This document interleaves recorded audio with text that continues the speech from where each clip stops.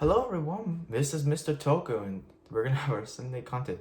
I just want to say thank you for so much support. We got over 50 views on the Super Sentai tier list. I am so thankful for everyone watching and hopefully you enjoyed the video.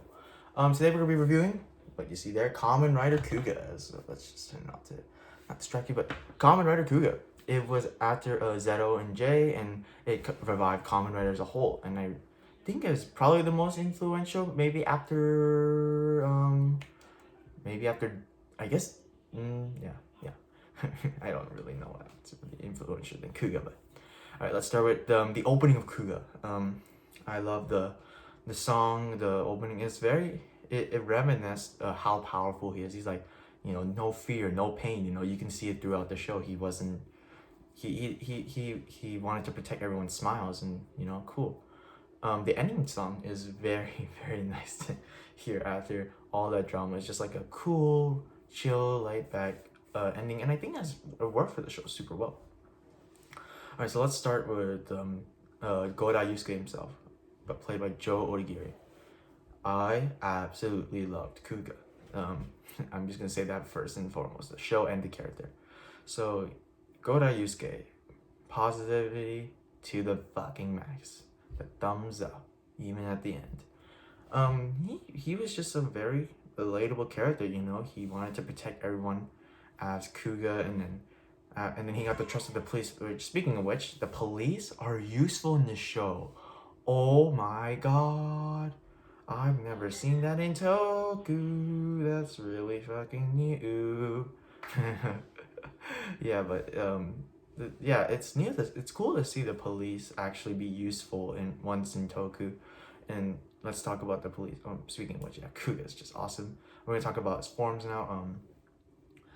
So we have growing, rising, dragon, Pegasus, Titan, and then rising, rising mighty, rising dragon, rising Pegasus, rising Titan, and then we have amazing mighty, and then ultimate. I'm not gonna count rising ultimate because that's not in the show. So let's talk about growing form. It's like larvae. It looks like larvae almost.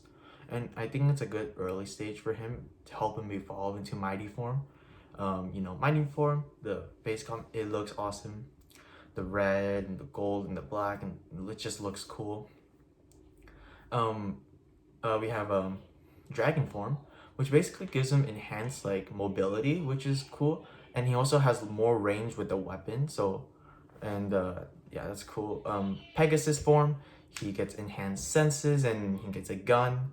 And for Titan, he basically becomes a tank and has a sword. Speaking of which, in this show, the weapons aren't given to him. Like when he goes to dragon form, he just doesn't get the staff. He has to grab something and it transforms, which I really appreciate. And it shows how useful how he can get his resources and how useful they can be. So now let's talk about Ichijo. I think he wasn't the secondary writer in the show. There's no secondary, tertiary writer, none of that. But I think he basically was a secondary writer without having the writer suit, because he did so much to help Godai. He even killed a Grongi. He killed B1, what was it? It was like the lady with the rose. Yeah, he blew the final shot, and I was actually really cool to see a rivalry between him, because it gave him more of a layer than just the guy who's helping Godai. And the police force is also great. Yeah, they doubt him at first, like really doubt him, but I think they learned to trust him. And yeah, let's talk about Sakurako Sawatari. She was a researcher. She wasn't a damsel in distress. She wasn't like the girl to save. She was basically the researcher. She did all the research, all the translating, and it was really, really interesting to see the female actually do something a lot more, especially. And then we have John, the French guy, which I think he's funny. He has his moments with like Anokita, the research lady, the research lady who has a son, and then they build a relationship, and that's cool. We have the cafe owner, which I love the uncle. He's fucking hilarious. He's basically collects like it's like stamp collecting. If you've heard of stamp collecting, I'm bold, but yeah, he basically like collects pictures of Kuuga, and then in the end when he finds out it's Kuuga, it's actually and it's Godai, he's like, wait, what the fuck? And then we have his nephew, which is not gonna be talked about. So let's talk about the villains of the show, the Grongi. Actually, no. There was some characters that they were the victims of the week, but actually showed up more and actually got some use in the show, like the painter guy, Mika, and the teacher. I don't even know the two guys, but let's start with Mika. She was shown first. She was the father. No, she was the son. I don't know why am I saying the girl being the father. I'm an idiot. But she was the daughter of the researcher who got killed by UL on unidentified life form zero, which we will discuss later. But and then she helps find pieces for the little horse armor thing for his bike. So I think that was cool. She got some usage, and then we had the painter dude who got a tattoo of like one of the Grongi like thingies, and he's like, "Oh, maybe the Grongi are good." And then Kuga's like, "Nah, bro. You gotta stick to our side, bro. You're a human too." And then he finds his passion, and it was cool to see. And I felt bad for him when he got his dreams crushed because of the Grongi getting in the way, because he can't really go out, or else he's gonna get killed. And then we had the teacher who taught Godai the positivity. He taught him the thumbs up. And I think he's a really meaningful character to Yusuke. He wasn't that useful. All these characters except Mika weren't that useful. They were just like cool characters. And another side character, Tsubaki, the doctor.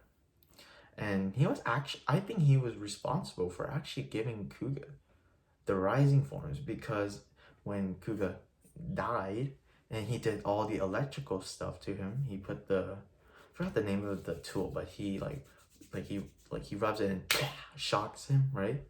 And he becomes alive, and then he gets his rising forms, which I think he actually did. I think he did one of the most he was one of the most useful, because he researched him. He knew what's going on, what's inside his belt, and I think that was cool. And let's talk about the villains now. The Grongi, very creepy, very menacing, very threatening, very scary, and they were the perfect villains for this show. There's no there is a final villain, but he wasn't there most of the time. He was like there at the end of the show. So let's talk about the Grongi in their game.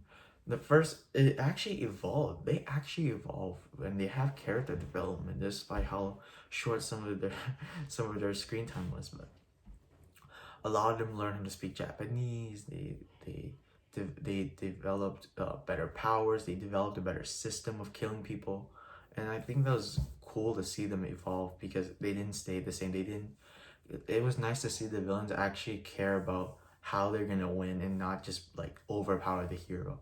They have to adapt to the situation and adapt to the new world. So that's really cool. So if you watch the 2B version, they suffer for you, and you can see what they're saying. If you go to TV, Nihon subs are not gonna just put some random language. So be aware about what you're watching. I'm just gonna say that first and foremost. Just be aware of that.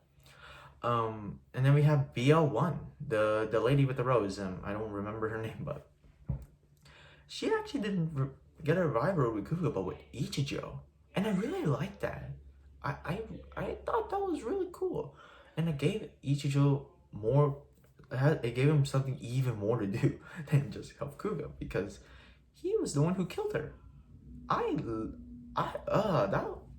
The scene of him shooting her, that was an amazing scene, and it was just great. And then she evolved over time. She had to tell everybody, okay, you need to evolve so you can win the game. And let's talk about someone else. Dagava, unidentified life form zero, the killer of Mika's father. Jesus fucking Christ, he was creepy. He was menacing. He was so menacing. He killed so many people. Yeah. I also like the way they call him Dagava. They're just they really want to kill him and stuff like that. And there's a parallel to Kuuga Ultimate, speaking of which, this is a spoiler alert, so go to the next section. Their final fight was a punch down. It was like, pow. It was like, okay, so basically, let's use this as a model. One punches, one falls, and then comes back and does that again. And you go over, and then one punch, and then the end of the show, but 3 months later. I think that was cool. It just showed how brutal. It was really brutal. There's blood on the snow. Speaking of which, that final scene of him just transforming the Kuuga, no words spoken, just walking, was badass as fuck. Yeah. That was cool. So overall, my feelings on this show are very positive. I'm just gonna say this. I wasn't gonna watch this show at first because I heard of its slow pacing. It's very, again, it's just slow pacing. It's boring. But no, well, thanks to Tubi, I saw. I was like, maybe I can watch this, and then I watched it for the first time. I loved that experience. It was very cool to see the characters develop, and you can tell they're human.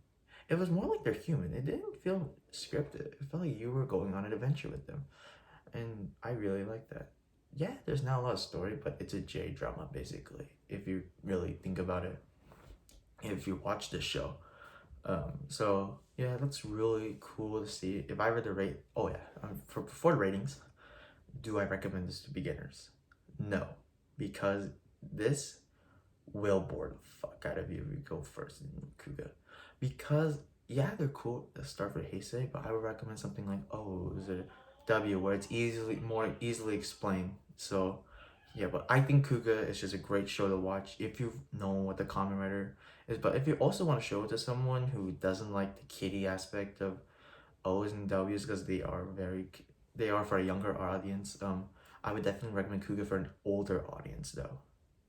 So if I were to rate this, I would rate this a 9.5. Now, why would I rate this a 9.5?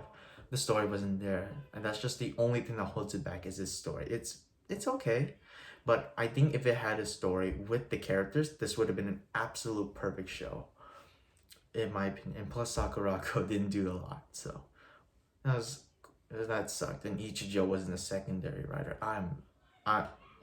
It's not a big deal, but I'm just not a. I just wanted. I mean, in the manga, he's G1, Kamen G1. So, but it's okay. I still like it. I love the show. One of my favorites. Is it number one Kamen Rider? Not really. I think it's just a little bit. I think it's just like for people at least, but I don't think the story makes it a perfect. It's just the story that holds it back, but everything else is perfect. So if I were to give this, so I gave it 9.5, so that was cool. Thank you for watching, and next week,